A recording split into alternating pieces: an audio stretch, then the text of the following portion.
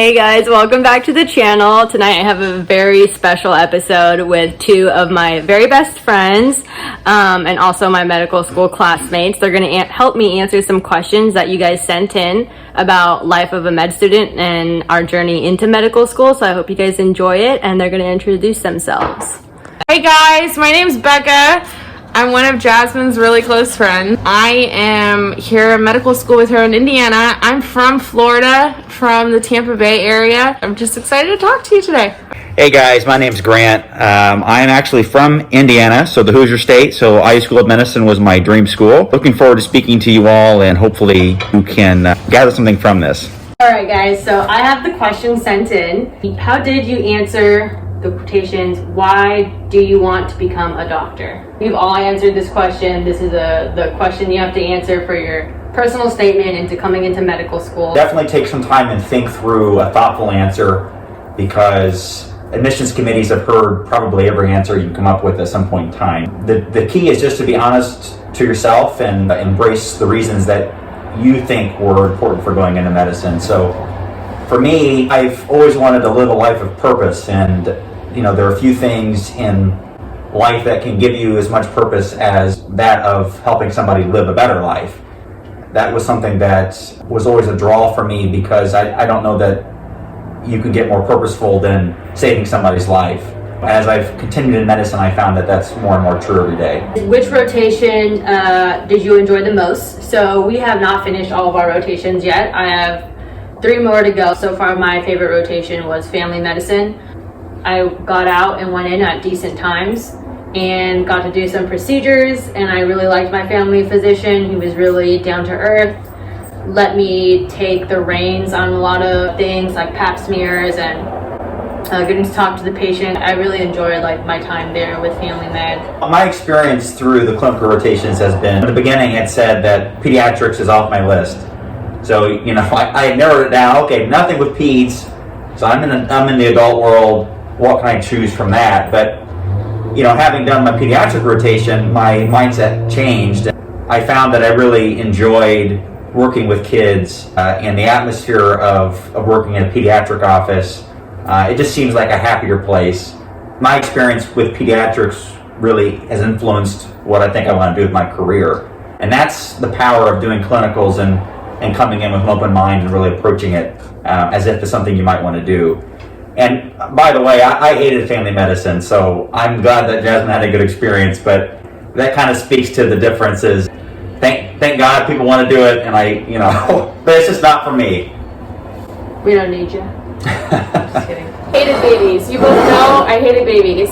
You can ask my mom. I hated my brother when he was born until he started to walk. I cried when he was born. My brother and I are 10 years apart.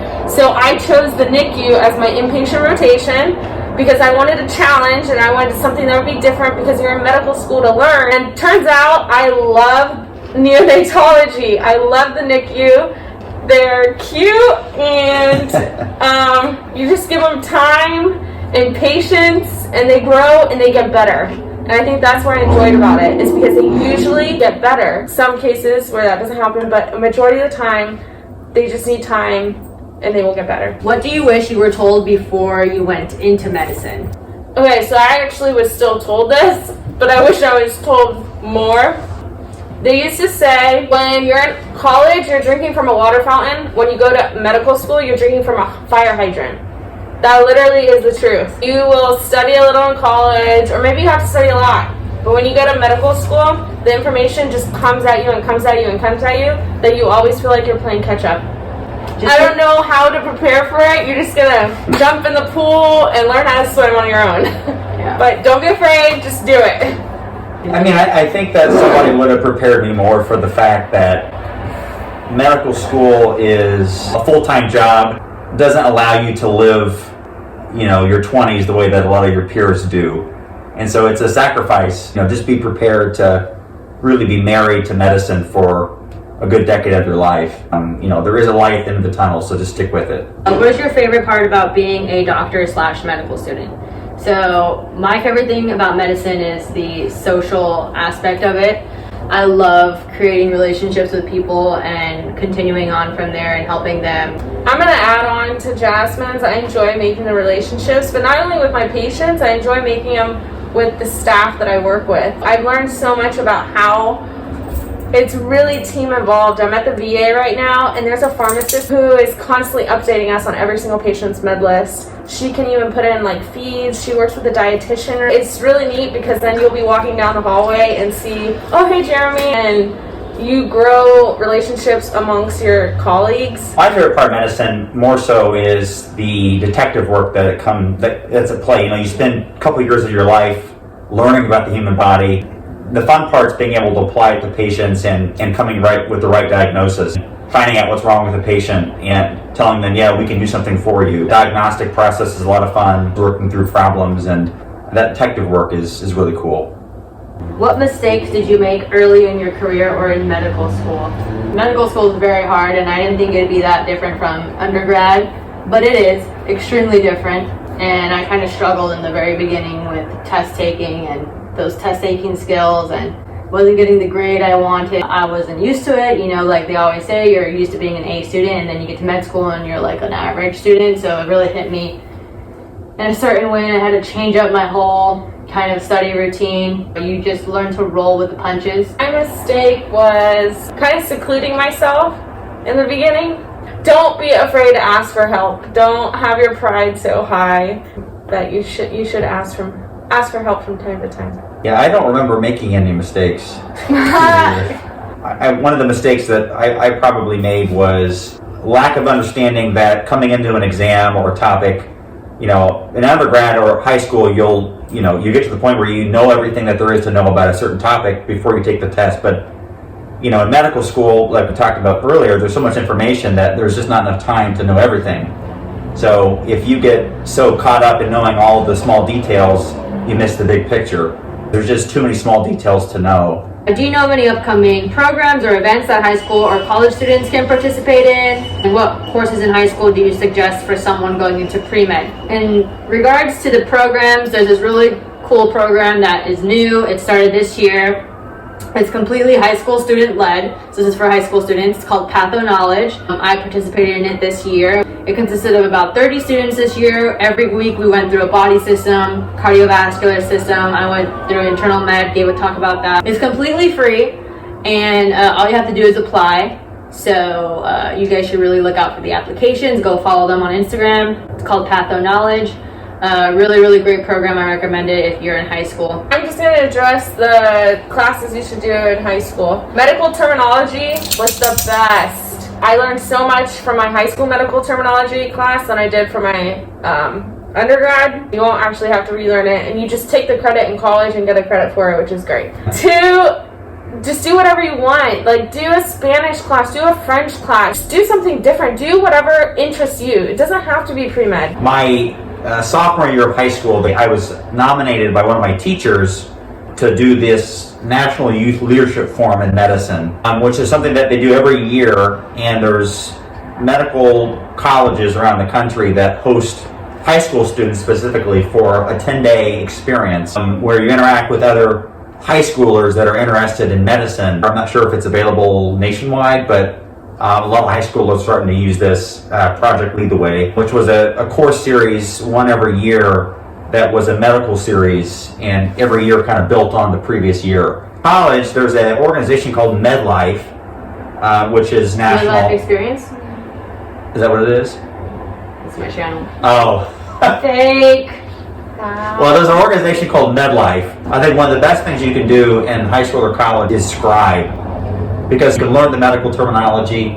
You can get into a hospital setting. You can interact with physicians. Outside of medicine, if your parents are telling you, oh, there's this that you can do, or you have a teacher that brought up this experience, don't shut down an experience. An experience is an open door. You take it, you move forward, and it just builds upon you. Anything you do, whether it's medicine or not, it will help you in the long run. What does a day in your life look like? So my previous video can tell you more about that. You have long hours. It's been a long week. Okay. It's been a long 3 weeks. She had like 24 hours. Yesterday I had an 18-hour day, just about. It's this is all like third year, fourth year problems. Oh, yeah. If you guys are watching this, you will mostly be interested in like First year year, and second year problems, which is basically all about studying and taking your exams. And are there any study tips that you recommend for finals or tests in college?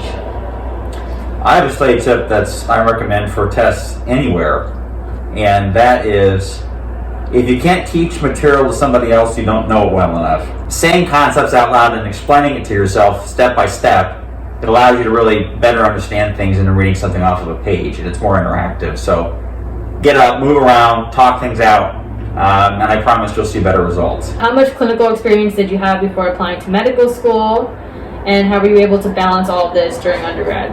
When I was 18, getting out of high school, I started interning at a local hospital working in surgery, so I was a surgical intern, and that was every summer and winter breaks. I think I managed my time because I kept a busy schedule. When I turned 18, I had to get a real job. I started waitressing, and then I was able to transfer and get a good research position. Doing that I also played a sport in college, and then had certain days set out to go to the hospital to shadow. Just kept my schedule so packed that the times that I had allocated for studying, I had to study. How many times did you apply and interview for medical schools? I applied once to medical school. I took my MCAT in my junior year of undergrad. I got a total of 9 interviews. It's very lucky to have 9, and I applied to a total of 25, so I was very happy with that. I applied to once. I interviewed at Minnesota, West Virginia, and IU. And I got waitlisted at West Virginia, denied at Minnesota, and accepted into IU. So all it takes is one. I applied 3 times. The first time I pulled my application prior to submitting because my MCAT score came back and was not good.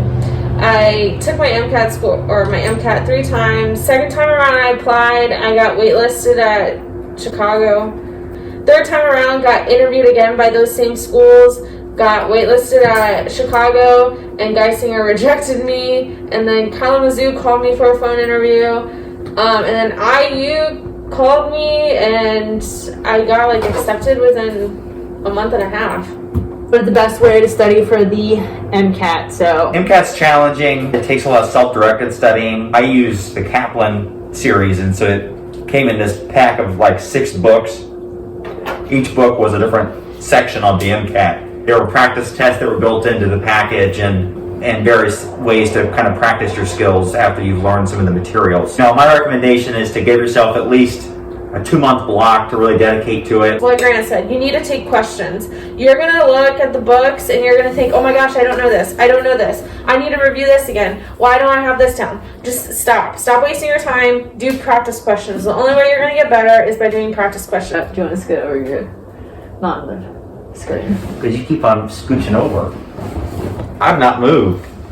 In your path towards medical school, was there ever a time you felt like giving up? Everybody has their bad days. There are times where it seems like you're a much easier life to just drop out and find something that wasn't so stressful, right? But just understand that that's part of the process. Understand that the hard work eventually will be worth it. I've seen Grant cry before. I'm just kidding. I'm gonna keep it real. I can't give up because I'm about 86K times 3 in debt. So. There's no giving up, okay? You just keep pushing through it. You lean on your friends, you lean on your support system, and you're not in it alone. We're all kind of going through this together, learning together. Alright guys, so that concludes this episode. We answered all of the questions that were sent to us. So if you didn't, please reach out to me or these two here. I'm going to provide you guys with their Instagram handles. I hope this was helpful. Again, send through any ideas you have for videos. As always, we hope to see you guys back on the channel. And thanks for watching and thanks for hanging through with us. And thank you guys for being here. Amazing people who offered their insight. Thanks, guys. Keep watching MedLife Experience. Bye! Hey Alexa, play a dance song. Here's a station you might like. Top Dance on Amazon Music. This is going to be the ending.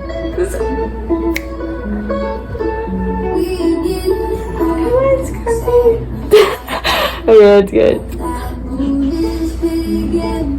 Yes.